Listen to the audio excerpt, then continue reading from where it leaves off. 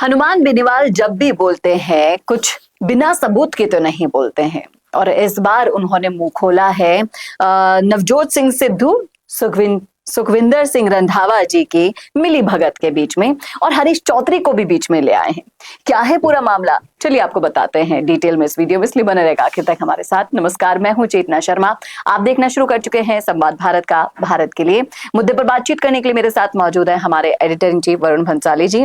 तो वरुण सर, मैं चाहूंगी कि हम आगे बढ़े उससे पहले एक वीडियो जनता देख ले, क्योंकि उन्हें भी थोड़ा सा विश्वास हो जाएगा देखकर कि हम किस मुद्दे पर बात कर रहे हैं। तो सुनिए बेनीवाल का वीडियो। सर, नवजोत कौर सिद्धू ये कह रही है कि रंधावा ने पैसे लेकर टिकट बांटे कांग्रेस में, सीधा सीधा आरोप लगा है रंधावा पर।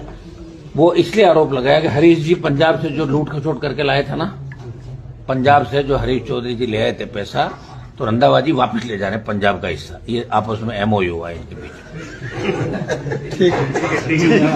तो देखा आपने किस कदर हनुमान बेनीवाल साफ साफ कह रहे हैं कि हरीश चौधरी और रंधावा जी के बीच में एक एमओयू साइन हुआ है।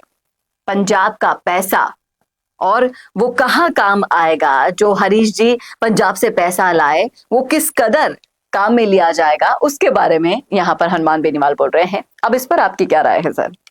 देखिए, कहीं ना कहीं हनुमान बेनीवाल जो है वो एमओयूज दिखाते रहे हैं पहले भी। पहले उन्होंने एक एमओयू बार बार कहते हुए सामने लाए थे कि वसुंधरा राजे और अशोक गहलोत एक टीम में, इन दोनों के बीच में एक एमओयू है और वैसे ही ये काम करते हैं। अब वो एक नई बात कह रहे हैं कि हरीश चौधरी और रंधावा के बीच में भी एक एमओयू है, और जो पैसा हरीश चौधरी जो है वो पंजाब से लाते हैं, ये वापस उसको पंजाब में ले जाते हैं, राजस्थान से टिकटों का पैसा लेते हैं। ये उन्होंने कब बोला, ये समझने वाली बात है। रंधावा पर ये आरोप कब तब लगा जब सिद्धू, नवजोत सिंह सिद्धू की जो वाइफ है, उन्होंने सीधा सीधा आरोप लगाया था कि अगर मुख्यमंत्री बनना हो तो इतना करोड़ रुपया चाहिए होता है, और रंधावा साफ साफ पैसा लेते हैं।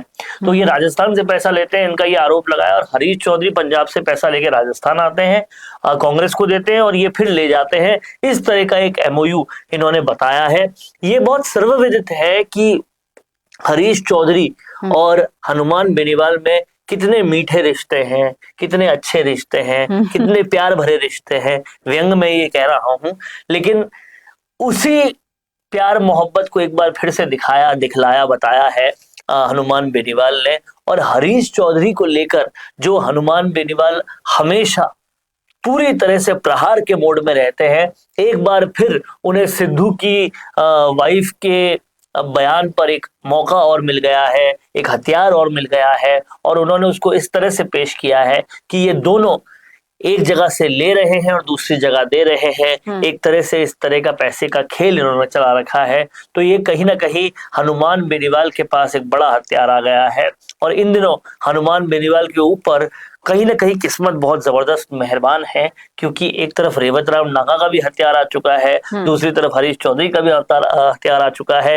एक एक करके उनके सारे दुश्मन जो हैं वो रडार पर आ रहे हैं। ज्योति मिर्धा भी जो है वो भी पूरी ठंडे बस्ते में डल गई बीजेपी में जाकर।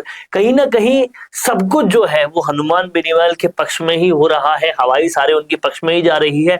और उसके ऊपर से हरीश चौधरी पर यह आरोप कि हरीश चौधरी का जो लाया हुआ पैसा है वो रंधावा वापस पंजाब किस तरीके से ले जा रहे हैं, ये कहीं ना कहीं दिखाता है कि वहां टिकट देने के लिए हरीश चौधरी पैसा ले रहे हैं, यहाँ टिकट लेने के लिए रंधावा पैसा ले रहे हैं। ये आरोप साफ तौर पे बताता है कि सियासत की दाल जो है उसमें कुछ काला नहीं है, पूरी दाल ही काली है। चाहे कमीशन की बात हो, टिकट में पैसे की बात हो, हर जगह ऐसी ही बातें चल रही है।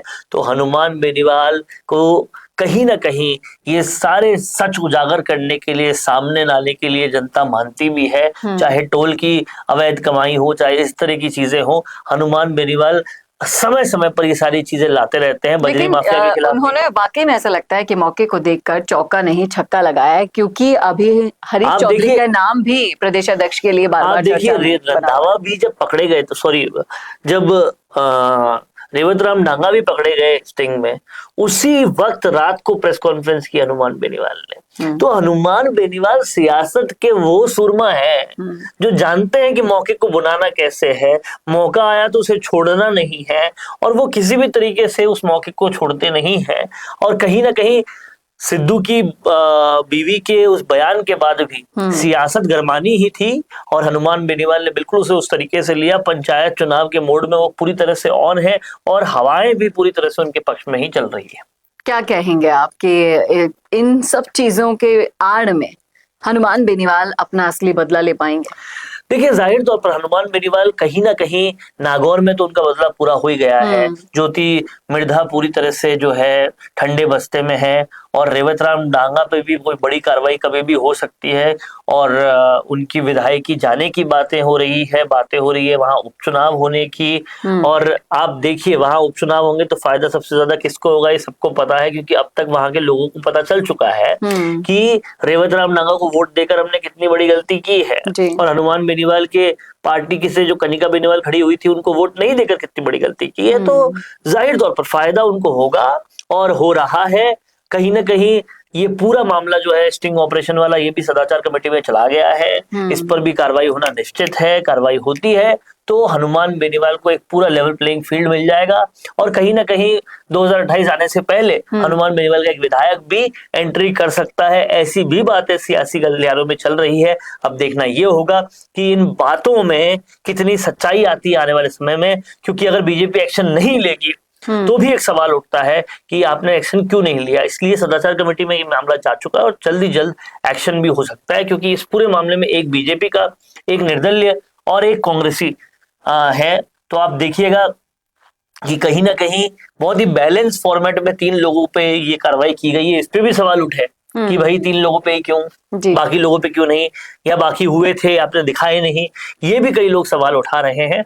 तो जो कुछ भी हो रहा है, हवाएं हनुमान बेनीवाल के पूरे पक्ष में जा रही है। ये बिल्कुल सही कह रहे हैं आप। क्या आपको भी यही लगता है? बताइएगा जरूर कमेंट करके कमेंट बॉक्स में। कैसा लगा वीडियो बताना ना भूलेगा, और ऐसे वीडियो के लिए देखते रहिए संवाद भारत का, भारत के लिए। नमस्कार। यूट्यूब चैनल बनाना चाहते हो लेकिन एंकर कौन बनेगा, एडिटिंग कौन करेगा, एसईओ कैसे होगा? लेकिन तू कर भी क्या सकता है यार? मैं कर क्या सकता हूँ? यही सोचकर रुक जाते हो ना, तो अब स्ट्रेस मत लो। मिशी मीडिया सॉल्यूशंस है ना, क्योंकि वो लाए हैं पूरी यूट्यूब सेवा आपके लिए। एंकर चाहिए, मिल जाएगा। एडिटिंग चाहिए, मिल जाएगी, वो भी top class. Uploading plus SEO, full optimisation. बस अपना नीश हमें बताओ, वो चाहे बिजनेस हो, एजुकेशन हो, ब्लॉग हो, या फिर कोई भी कैटेगरी हो, हम आपका पूरा यूट्यूब चैनल प्रोफेशनल तरीके से रन करेंगे। वीडियोस होंगे सिनेमैटिक, थंबनेल्स होंगे क्लिकेबल, और एसईओ होगा इतना स्ट्रॉन्ग कि वीडियो सर्च में ऊपर आ जाएगा। और ऑन स्क्रीन फेस चाहिए, हम प्रोवाइड करते हैं ना। स्क्रिप्ट चाहिए, हम लिखते हैं ना। और फुल चैनल मैनेजमेंट चाहिए तो मिशी मीडिया सॉल्यूशंस है ना आपके लिए। चैनल ग्रो करना है, हमसे मिलिए। प्रोफेशनली स्टार्ट करना है, हमसे मिलिए। तो मिशी मीडिया सॉल्यूशंस से बेहतर कोई और ऑप्शन आपके पास नहीं है। तो अभी डीएम करो और अपना यूट्यूब चैनल आज से ही शुरू करो।